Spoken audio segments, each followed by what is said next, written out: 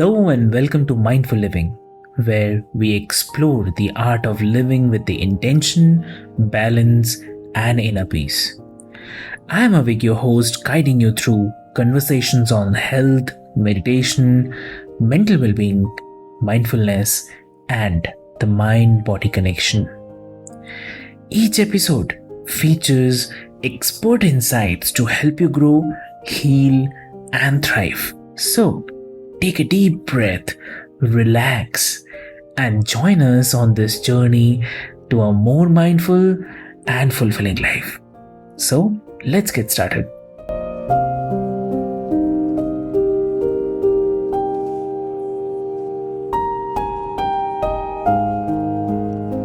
Hello and welcome, listeners, to the Mindful Living podcast with your host, Sana. Today's episode promises some powerful insights, heartfelt moments, and practical advice to help us all navigate the holiday season with a little more peace and a lot less stress. Our guest, Lynette Weldon, has over 35 years of caregiving experience and has faced unimaginable challenges from the loss of her husband to personal trials in caring for her daughter with Down syndrome, heart condition, and diabetes. And she's not only giving a caregiving expert, but also a forward thinker in alternative therapies. Lynette's unique blend of coaching, resilience, and empathy has empowered countless caregivers in reclaiming their lives, find balance, and rediscover joy amidst life's toughest demands. So, if holiday stress, expectations, and the balance of self care during this busy season resonate with you, this is the conversation you won't want to miss. So, Lynette, welcome to the show. And it's an absolute honor to have you with us today. Thank you. Thank you so much for having me. It's an honor to be here. So, Lynette, the holidays can bring so many extra responsibilities and stress for caregivers. To begin with, what are some practical ways to manage this stress and avoid burnout, especially when caring for loved ones? First, I think that we have to actually learn how to manage our expectations. And what I mean by that is expectations of ourselves and what we actually have to do and need to do versus what we think we have to do and what our family thinks we have to do. Right. And then it just kind of starts with, giving yourself permission to not feel like you have to do everything for everybody all the time. Right. And sometimes that's really difficult for us because, we want to do things that make others happy. And we are so used to taking care of others that it's really hard to see that in all of it, we need to start learning how to take care of ourselves also so that we don't end up stressed out and burned out and to the point where we just have nothing left to give. I totally agree with you. Lynette, so you have had a journey filled with challenges that cannot be fathomed about and that would leave many feeling highly overwhelmed. How did you start shifting your mindset that to reclaim your own life amidst such intense caregiving duties? It started with me feeling like I just couldn't do it anymore. Waking up in the morning and feeling like, oh my God, how am I going to make it through another day of this? And really taking a really honest look at the situation around me, what I had to do and what I actually didn't have to do, and being okay with not feeling like I had to do everything and giving myself permission to ask for help. I think a lot of times when we are in this situation, we don't want to admit that we might need some help or actually verbalize it to anybody because we're afraid of being judged. We don't want to be looked at like, well, if she needs help, then, how well is she doing in her actual caregiving job? And for a lot of people, that's really hard to ask for help. it's almost like they feel like they're not enough or they're not doing enough. And, why shouldn't I be able to do this all by myself? And it's just really taking an honest look at that and then learning that it's okay. And I got to the point where I realized that everything was suffering because I was trying to do it all myself and that there had to be a better way. And so I think the very first step it was just admitting that to myself that, I wasn't some superhero and that, I was human and it was okay for me to have a bad day. It was okay for me to, need help from other people. And, so that was really the first step. And then actually doing it, actually saying, hey, can you help me with this? And learning what I absolutely had to do and what I could delegate. True. That is true. That is inspiring, Lynette. So many people feel a sense of guilt or responsibility to meet every family expectation during the holidays. I have seen the same in my mom during our festive seasons. My sister has kind of experienced that. What's your advice for setting healthy boundaries, especially for caregivers?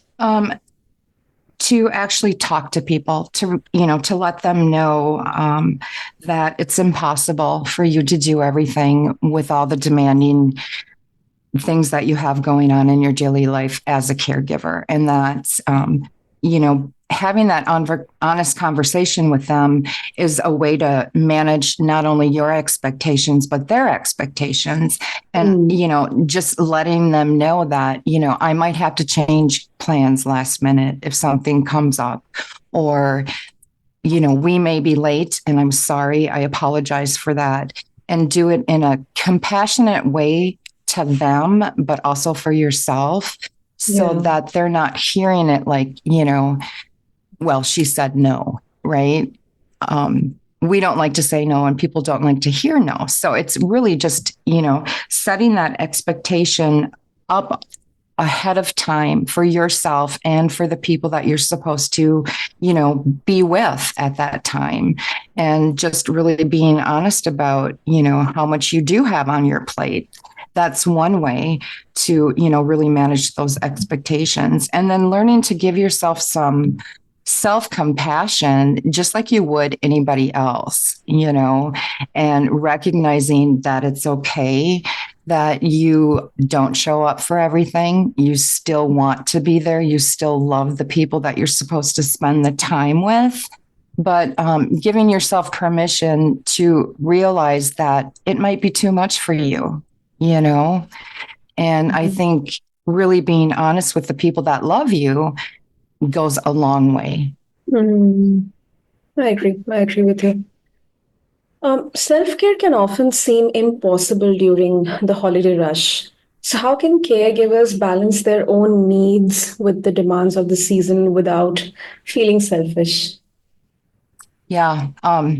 I have a lot of caregivers that I help through that. And it's learning to take whatever time you have and taking that time for you, even if it's just 15 minutes that you find a quiet place, maybe to read a book or call a friend that you haven't talked to for a while, or step outside and get grounded again and clear your mind. And when you do those little things throughout the day, what you're doing is you're filling up that reservoir so that you're not depleted. And again, it's, giving yourself permission that it's okay for you to take time for yourself, right? That you really need to, if we don't take care of ourselves, we're going to get to the point where we're so depleted that we can't take care of the person we're supposed to be caring for.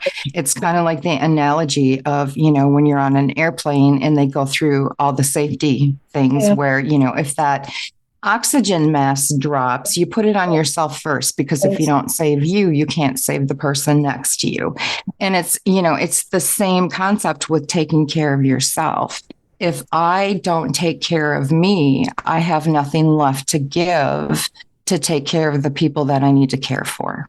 So that's the first step.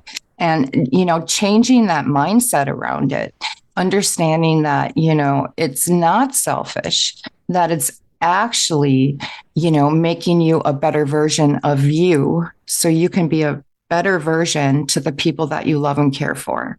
There's a whole mindset issue and a belief system that goes behind that and with that. And, I think we're taught growing up that, especially as women, that it's our job to take care of everybody and we should come last. And what I really encourage people to, think about is ask themselves, is that really true? Is that really true? And does everybody believe that? And if I continue that way, then what happens? True, that is true. For someone who believes caregiving means putting others first, no matter what would you say to shift their mindset about self-care? Pretty much the same thing, that if you continue to put them first and you neglect yourself to the point where eventually it affects your physical health, your mental health, and your well-being to the point that you can't even get out of bed anymore, then what? Who then is going to step in and take care of them for you?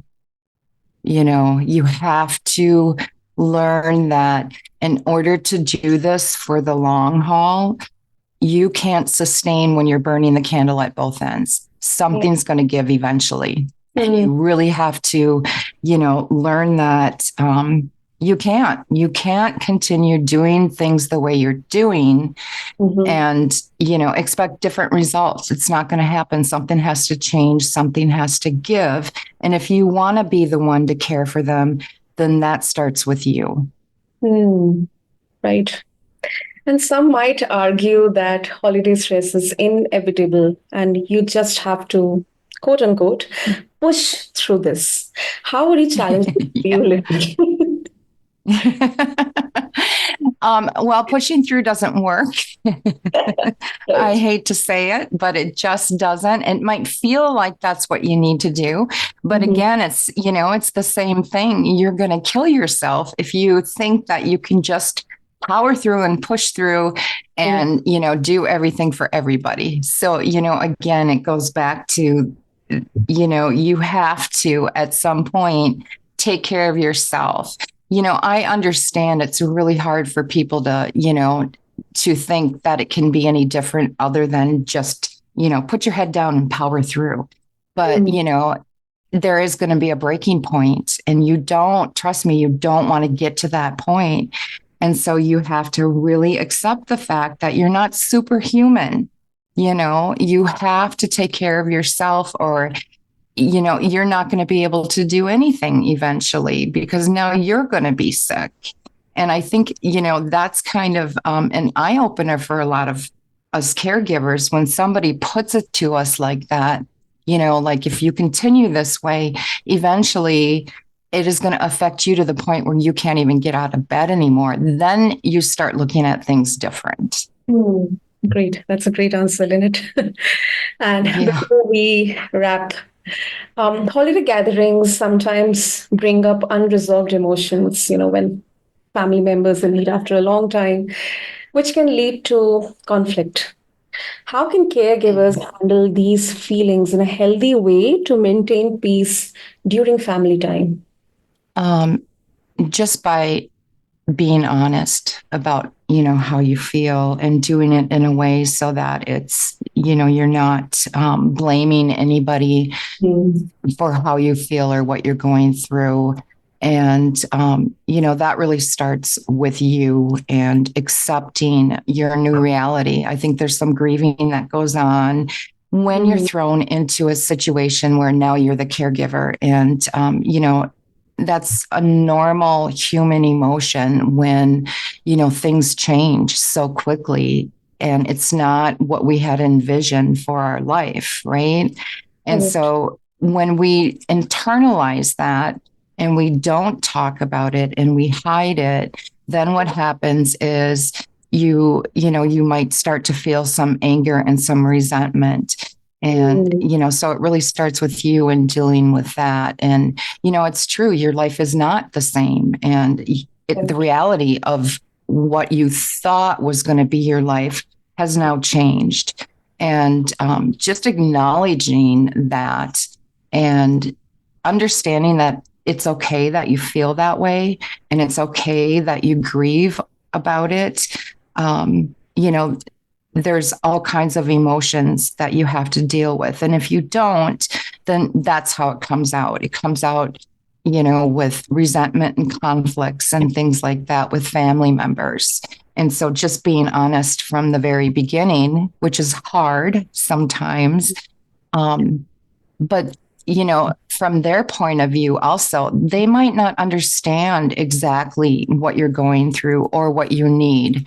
And so, they might be taking a step back or not sure how to, what to say or how to handle it or, what to expect from you because they think they're doing the right thing with you. And so just being honest on everybody's end, which is, sometimes really difficult, but, it's necessary. True. That is true. Great, Lynette. And finally, what's your perspective on the idea that setting realistic holiday expectations can actually create meaningful, memorable experiences? Well, it really can. And, we can look at it a different way too, that, we are not a normal family. When you have somebody who has a disability or a diagnosis, we're not the so-called normal family. And so if you take a look at it that way, start to incorporate some of your own holiday things that make you happy and make your family happy. Start new traditions, and yeah, so, just trying to have a fresh outlook on it and deciding that, it's going to be a good holiday no matter what. And looking at it that way, there's always a blessing in everything that happens. And, this could be a huge blessing for everybody and all of the family. If you, now were honest and maybe started some new traditions of your own within your own family. True. That is true. Lovely, Lynette. That was such a heart-touching and very, very lovely conversation. And if thank you.